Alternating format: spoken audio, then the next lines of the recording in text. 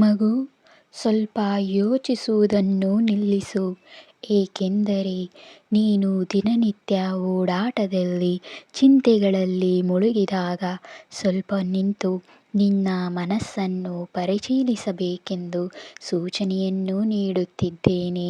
ಹಳೆಯ ಅನುಮಾನಗಳು, ವಿಷಾದಗಳು ಮತ್ತು ಸ್ವಯಂ ದೂಷಣೆಗಳು ಇವು ನಿನ್ನ ಮನಸ್ಸನ್ನು ಭಾರವಾಗಿಸಿದ್ದೇವೆ.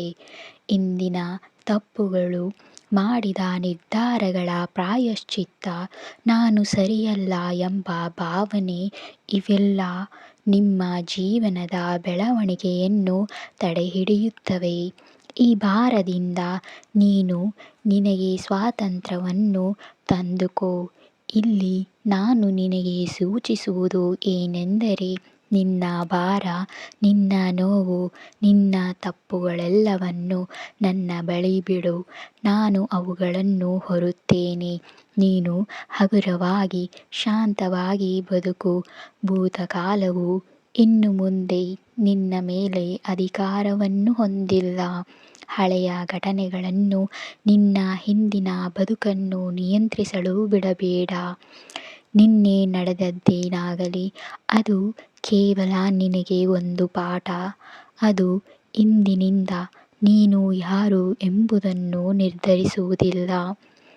ನಿನ್ನ ಹಳೆಯ ತಪ್ಪುಗಳನ್ನು ಮರೆತು ಹೊಸ ಸಂತೋಷಕ್ಕೆ ಹೆಜ್ಜೆಯನ್ನು ಇಡುವಂತೆ ನಾನು ನಿನಗೆ ಪ್ರೇರೇಪಿಸುತ್ತಿದ್ದೇನೆ.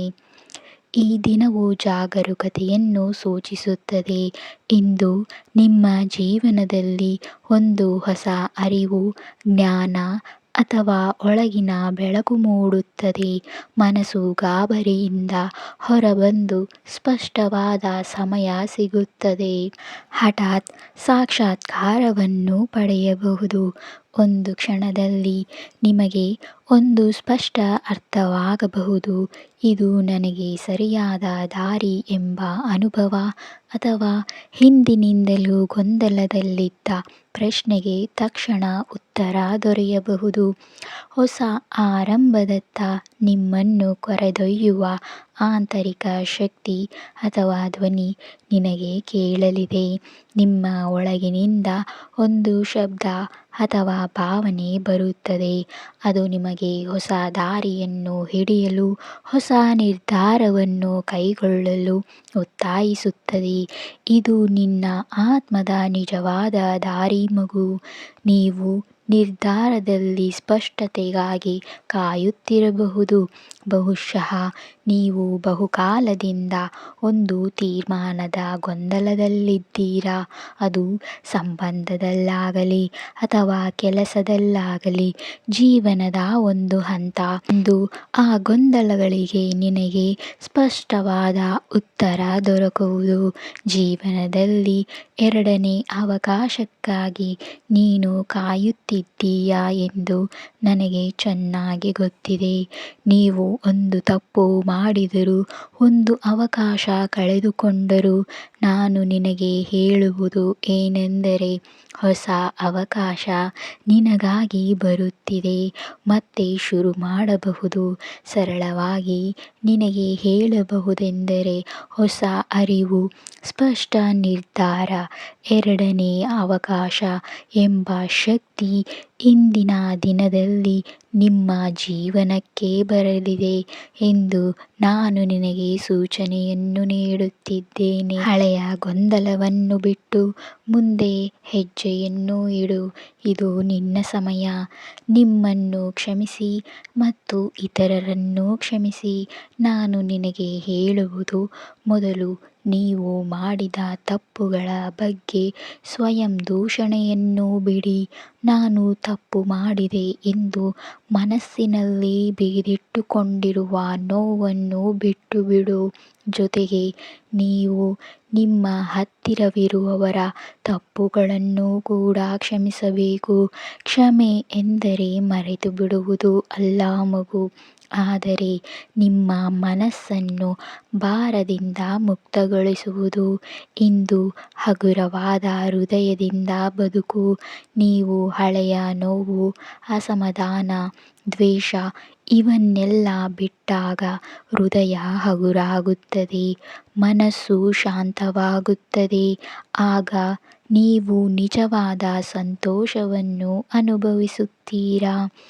ಹೊಸ ಅಧ್ಯಾಯವೊಂದು ನಿನಗಾಗಿ ಕಾಯುತ್ತಿದೆ. ನಿಮ್ಮ ಜೀವನದಲ್ಲಿ ಹೊಸ ಆರಂಭ ಬರಲು ಸಿದ್ಧವಾಗಿದೆ. ಹಳೆಯ ಬಿಗುವು, ನೋವು ಈಗ ಮುಗಿಯುತ್ತಿದೆ.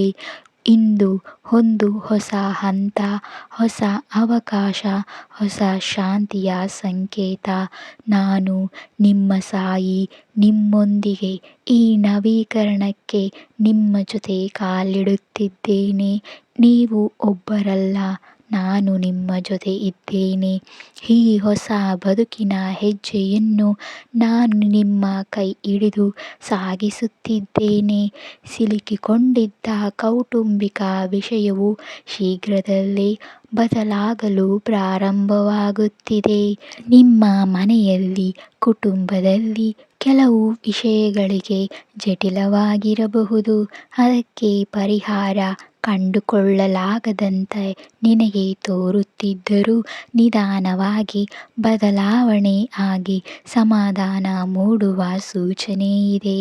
ಒಮ್ಮೆ ಅಸಾಧ್ಯವೆಂದು ಭಾವಿಸಿದ್ದ ಸಂಭಾಷಣೆ ನಿಧಾನವಾಗಿ ತೆರೆದು ನಿಮಗೆ ಸಮಾಧಾನ ತರುತ್ತದೆ. ಬಹಳ ಕಾಲದಿಂದ ಮಾತನಾಡದವರು ಅಥವಾ ಗೊಂದಲದಿಂದ ದೂರಾದವರು ಅವರೊಂದಿಗೆ ಮತ್ತೆ ಸಂಭಾಷಣೆ ನಡೆಯುತ್ತದೆ. ನೀವು ಭಾವಿಸಿದ್ದೀರಾ, ಇದು ನನಗೆ ಸಾಧ್ಯವಿಲ್ಲ ಎಂದು. ಆದರೆ ಅದೇ ಸಂಭಾಷಣೆ ನಿಮ್ಮ ಮನಸ್ಸಿಗೆ ಶಾಂತಿ, ನೆಮ್ಮದಿ ತರುತ್ತದೆ.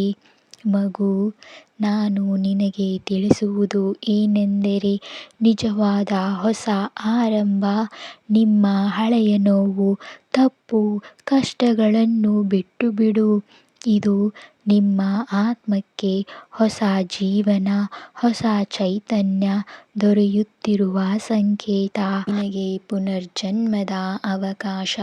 ಮಗು, ಗುಣಪಡಿಸುವಿಕೆ ಅಂದರೆ ನಿನ್ನ ಮನಸ್ಸಿನ ನೋವು, ದೇಹದ ಕಾಯಿಲೆ ಅಥವಾ ಸಂಬಂಧಗಳ ಬಿರುಕು ಯಾವುದಾದರೂ ಆಗಿರಲಿ, ಈಗ ನಿಧಾನವಾಗಿ ಗುಣಮುಖವಾಗುತ್ತದೆ. ದೈವಿಕ ಶಕ್ತಿ ನಿಮ್ಮೊಳಗೆ ಮತ್ತು ನಿಮ್ಮ ಸುತ್ತಲೂ ಹರಿಯುತ್ತಿದೆ. ನಿನಗೆ ದೈವಿಕ ನ್ಯಾಯವು ಸಿಗುತ್ತದೆ. ನೀನು ಮಾಡಿದ ಒಳ್ಳೆಯ ಕರ್ಮ ಫಲ ಈಗ ನಿನಗೆ ಬರುತ್ತಿದೆ. ಅನ್ಯಾಯವಾಗಿದ್ದರೂ ಚಿಂತಿಸಬೇಡ. ದೇವರು, ದೈವ ನ್ಯಾಯವನ್ನು ತರುತ್ತದೆ. ಏನಾದರೂ ತಪ್ಪು ನಡೆದಿದ್ದರೆ ಅದು ಸರಿಯಾದ ಕಾಲ ಬಂದಿದೆ ಎಂದು ಅರ್ಥ. ನಿಮಗಾಗಿ ಈಗಲೇ ಚಾಲನೆಯಲ್ಲಿದೆ. ಇಂದು ಕೆಲವು ಭವಿಷ್ಯದ ಭರವಸೆಯಲ್ಲ, ಈಗಲೇ ಆ ಬದಲಾವಣೆ ಪ್ರಾರಂಭವಾಗಿದೆ. ನೀವು ಗಮನಿಸದಿರಬಹುದು, ನಿಮ್ಮ ಜೀವನದಲ್ಲಿ ದೈವಿಕ ಕ್ರಮ ನಡೆಯುತ್ತಿದೆ. ನಿಮ್ಮ ದಾರಿಯಲ್ಲಿ ಬೆಳಗಿಸುವುದು ಬಾಬಾ. ಈಗ ನಾನು ನಿಮ್ಮ ಮುಂದಿನ ಮಾರ್ಗವನ್ನು ಸ್ಪಷ್ಟಪಡಿಸುತ್ತಿದ್ದೇನೆ. ನೀನು ಗಾಬರಿಯಾಗಬೇಡ. ನಿನ್ನ ದಾರಿಯನ್ನು ನಾನು ಬೆಳಗಿಸುತ್ತಿದ್ದೇನೆ. ಮಗು, ಹೊಸ ಬದುಕಿನ ಪ್ರಾರಂಭ ನಡೆಯುತ್ತಿದೆ. ನಿಮ್ಮ ಜೀವನದಲ್ಲಿ ಶಾಂತಿ, ನಂಬಿಕೆ ಹೆಚ್ಚಾಗಲಿದೆ. ಎಲ್ಲರಿಗೂ ಶುಭೋದಯ. ಶುಭ ದಿನ. ಶುಭವಾಗಲಿ.